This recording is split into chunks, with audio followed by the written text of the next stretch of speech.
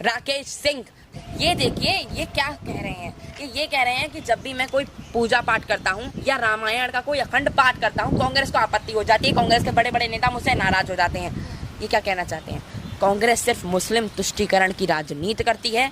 खुद को secular party कहने वाली कांग्रेस को अपना नाम AIMIM की तरह मुस्लिम लीग रख लेना चाहिए, क्योंकि कांग्रेस भी वही काम कर रही है जो किसी समय मुस्लिम लीग ने किया था। अगर आप भारत में रहते हैं, सनातनी भूमि पर रहते हैं, सनातन धर्म के स्थान पर रहते हैं, वहां पे अगर आप सनातन धर्म को इज्जत नहीं दे सकते तो माफ कीजिए, फिर आप जिस पाकिस्तान को कांग्रेस ने समर्थन दिया था ना, वहीं पे जाके अपनी सरकार बना ले इमरान खान के साथ गठन करके। तो जब मनमोहन सिंह एक मंच पर ये बयान देते हैं कि हिंदुस्तान के संसाधनों पर सबसे पहले अल्पसंख्यकों का किस्सा है, तब कांग्रेस की अस्तित्वता पर और उसकी सनातनी धर्म की सोच पर सवाल उठते हैं। कहीं ना कहीं मुस्लिम महिलाएं हलाला जब प्रतिबंधित होता है और नरेंद्र मोदी जी को लड्डू खिलाती हैं, तब कांग्रेस की अस्मिता पर सवाल उठता है कि जब पाकिस्तान पर एयर स्ट्राइक करती है और कांग्रेस के राहुल गांधी उस पर सवाल उठाते हैं, तो कहीं ना कहीं ऐसा लगता है कि वो पाकिस्तान के एजेंट है। तब कांग्रेस पर सवाल उठता है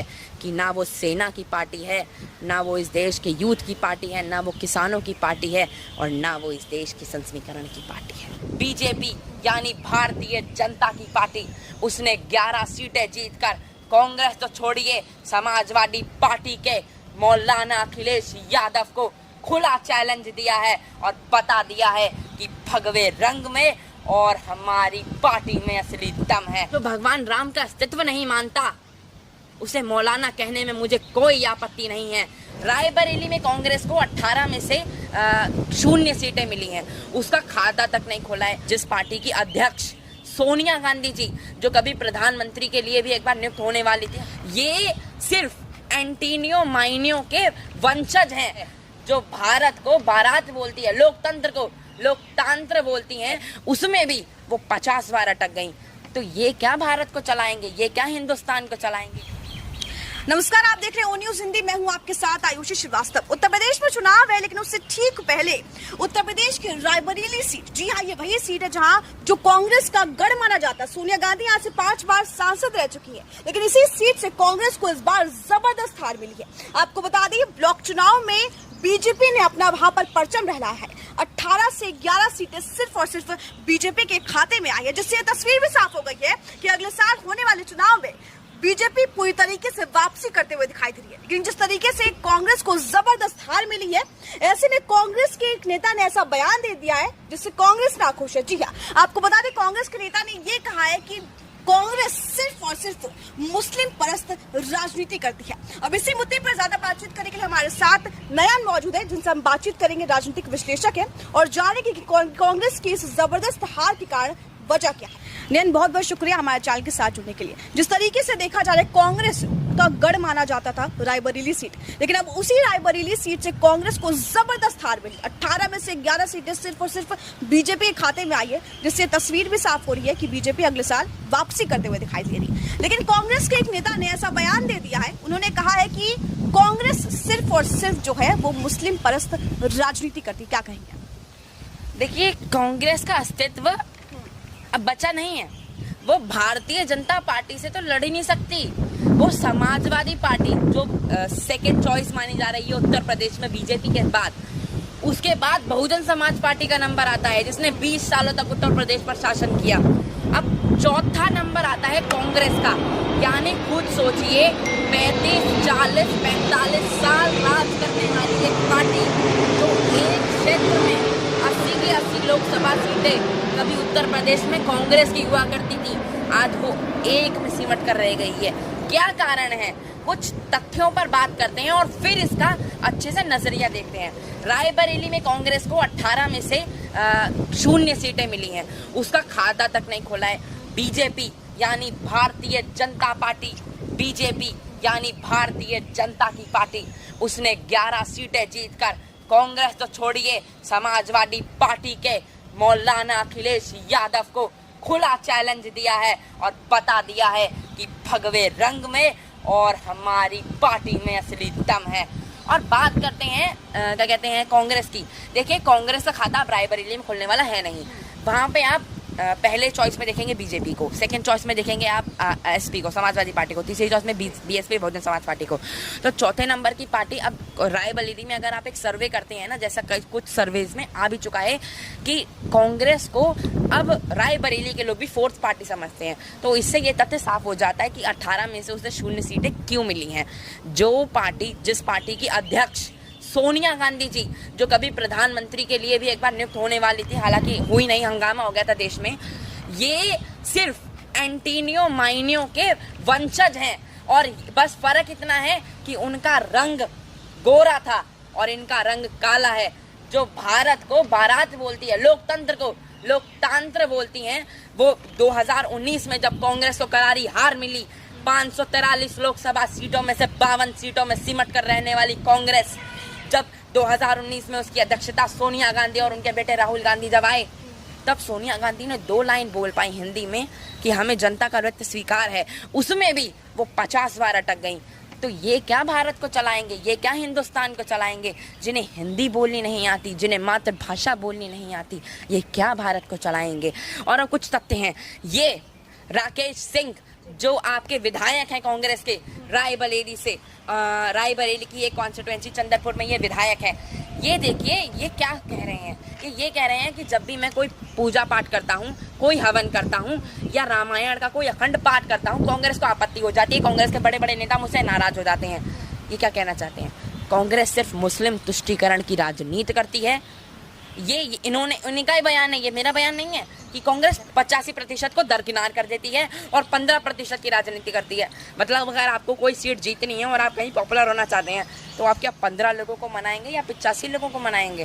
पहले तो कांग्रेस की यह मानसिकता उसे बदलनी चाहिए। खुद को सेकुलर पार्टी कहने वाली कांग्रेस को अपना नाम AIMIM की तरह मुस्लिम लीग रख लेना चाहिए, क्योंकि कांग्रेस भी वही काम कर रही है जो किसी समय मुस्लिम लीग ने किया था। और कांग्रेस के कहीं ना कहीं ये विधायक जिन्होंने ये कहा है कि मैं पार्टी से अलग तो नहीं होऊंगा, लेकिन उसी में रहकर मेरे नेता नाराज हो रहे हैं और कुछ नेता पार्टी छोड़ने की प्लानिंग भी कर रहे हैं, तो कहीं ना कहीं कांग्रेस को उस पर विचार करने की आवश्यकता है। एक राजनीतिक विश्लेषक के तौर पर मैं ये कहना चाहता हूँ कि कहीं ना कहीं कांग्रेस को इस पर विचार विमर्श करने की आवश्यकता है। और कांग्रेस को जो अपने आप को एक सेकुलर पार्टी कहती है, उसे कहीं ना कहीं ये देखना होगा कि बाकी 85% लोगों को भी वो मनाए।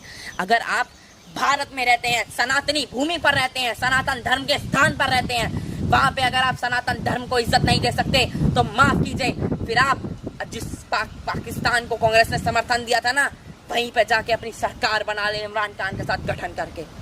नयन, जिस तरीके से राकेश सिंह का ये भी बयान आया कि पूजा पाठ करते हैं तो भी कांग्रेस जो है वो उनके विरोध में आ जाती है, वो अच्छे काम करते हैं, नेक काम करते हैं, तो भी कांग्रेस के उनके विरोध में आ जाती है। क्या तस्वीर दिख रही है? क्या ये साफ दिख रहा है कि कांग्रेस हिंदुत्व के खिलाफ है, कांग्रेस सनातन धर्म के खिलाफ है, कांग्रेस सिर्फ मुस्लिम विचारधाराओं को देखती है? क्योंकि जब भी वोट बैंक की बात आती है, जब भी बात आती है चुनाव की, तो कांग्रेस सिर्फ और सिर्फ मुस्लिमों को टारगेट करती है। कांग्रेस के एक प्रधानमंत्री उम्मीदवार सोनिया गांधी जी, मनमोहन सिंह, कांग्रेस के प्रधानमंत्री जो 2004 से जब 2014 तक वो 10 साल भारत के प्रधानमंत्री रहे, एक 80% हिंदू देश के वो प्रधानमंत्री रहे। हिंदू देश में इसीलिए यहाँ पे कह रहा हूँ क्योंकि 80% बहुसंख्यक है, इसीलिए मैं इन्हें हिंदू कैटेगरी में जोड़ रहा हूँ इस समय। तो जब मनमोहन सिंह एक मंच पर ये बयान देते हैं कि हिंदुस्तान के संसाधनों पर सबसे पहले अल्पसंख्यकों का किस्सा है, तब कांग्रेस के सेकुलरिज्म पर सवाल उठते हैं, तब कांग्रेस की अस्तित्व पर सवाल उठते हैं, और तब कांग्रेस की असली मानसिकता पर सवाल उठते हैं कि क्या वो मुस्लिम लीग वाला काम कर रही है। पाकिस्तान को समर्थक देके कांग्रेस ने पहले ही बता दिया था, लेकिन जब अब भारत के लोगों में असली विचारधारा उमड़ रही है, तो कहीं ना कहीं कांग्रेस सनातन धर्म के खिलाफ है, कहीं ना कहीं कांग्रेस सनातनी संस्कृति के खिलाफ है। IMA के विवाद में जब एक बार कांग्रेस के एक बड़े नेता जो कई सालों तक कांग्रेस के राष्ट्रीय प्रवक्ता रहते हैं, वो ये कहते हैं कि ना अल्लाह कहने से योग का संस्मीकरण ताकतवर इतना कम होगी और ना ओम कहने से इसका संस्मीकरण कम होगा, तब कांग्रेस की अस्तित्वता पर और उसकी सनातनी धर्म की सोच पर सवाल उठते हैं। लेकिन क्या वजह है कांग्रेस जिस तरीके से हारती जा रही है, साल दर साल की बात करें, चुनाव में जबरदस्त हार मिल रही है, वजह क्या है इसकी? सिर्फ वजह यही है कि वो हिंदुत्व के खिलाफ है, वो सनातन धर्म के खिलाफ है, वो सिर्फ मुस्लिम वोट बैंक को टारगेट करती, चाहे वो उत्तर प्रदेश की बात करें या तमाम राज्य की बात करें। क्या वजह है आखिर नयन की कांग्रेस जो है उसको बुरी तरीके से हार मिली? देखिए इस देश में 2011 के सेंसेक्स के मुताबिक इस देश में 14.5% आबादी मुस्लिमों की थी। मुझे मुस्लिमों से कोई आपत्ति नहीं है, मुस्लिमों के भगवानों को भी मैं भगवान मानता हूँ, अल्लाह मेरे भी पैगंबर है, मुझे कोई आपत्ति नहीं है इसमें। माफ़ कीजिए, तालिबानी सोच, ये तालिबानी सोच कांग्रेस की और ये शांति दूत जो हर जगह आकर शांति का अस्तित्व का सर्वनाश करने पर तुले हुए हैं ना, तब सवाल उठते हैं। और जैसा कि आपने सवाल उठाया कि कांग्रेस का क्या वजह है कि अस्तित्व मिट रहा है, देखिए कांग्रेस की सिर्फ एक ही वजह है कि कांग्रेस का संस्मीकरण धीरे धीरे कम होता जा रहा है। लोग, भारतीय लोगों में जब मुस्लिम महिलाएं उमड़ कर आती हैं और नरेंद्र मोदी जी को वोट करती हैं, तब कहीं ना कहीं कांग्रेस की संस्मिता पर सवाल उठता है। जब कहीं ना कहीं मुस्लिम बच्चे, कहीं ना कहीं मुस्लिम महिलाएं, हलाला जब प्रतिबंधित होता है और मुस्लिम क्या कहते हैं, हमारी मुस्लिम महिलाएं उमड़ कर आकर नरेंद्र मोदी जी को लड्डू खिलाती हैं, तब कांग्रेस की अंशमिता पर सवाल उठता है कि क्यों उसने हलाला को प्रतिबंधित नहीं किया। वो 15% समाज ने भी उसका बहिष्कार कर दिया है, 85% तो पहले ही कर चुका है। कांग्रेस ना 85 में रही है, ना 15 में रही है, वो 0 में रही है। इन बयानों के बाद जिस तरीके से कांग्रेस को हार मिली, क्या दिखता है कि कांग्रेस पाकिस्तान राप अब अलापती रहती है? देखिए, जब कोई पार्टी पुलवामा अटैक, हमारी सेना नरेंद्र मोदी जी के नेतृत्व में और हमारी सेना Indian air force, Indian land air force और इंडियन फोर्स के नेतृत्व में जब पाकिस्तान पर एयर स्ट्राइक करती है और कांग्रेस के राहुल गांधी उस पर सवाल उठाते हैं, तो कहीं ना कहीं ऐसा लगता है कि वो पाकिस्तान के एजेंट है। जिस समय पुलवामा हमले में, जिस समय आपके क्या कहते हैं गंगटोक झील में भूटान को बचाने के लिए भारत की सेनाएं 2016 में डोकलाम विवाद में लड़ रही थी, तब कांग्रेस पर सवाल उठते हैं। क्योंकि 2008 में छुप छुप के चाइना की एजेंसी से, चाइना के चाइनीज एम्बेसडर जो इंडिया में हैं, उनसे जाकर कहीं सौदे कर रहे थे, करोड़ों के घपले आए सामने, तब कांग्रेस पर सवाल उठता है। वह देश की पार्टी नहीं है, वो अपनी जेब भरती है। वाड्रा का किस्सा बहुत पुराना हो चुका है।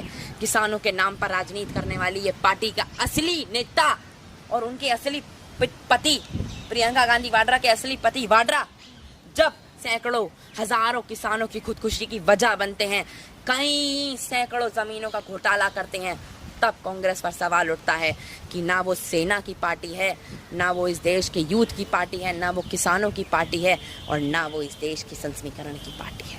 कांग्रेस जिस तरीके से कहती है मुस्लिम परस्त राजनीति करती है, लेकिन जब बात आती है चुनाव की, तब प्रियंका गांधी चली आती है यूपी में, माला पहन लेती है, पूजा पाठ करने लगती है। क्या कहा जाए, सिर्फ ढोंग है ये?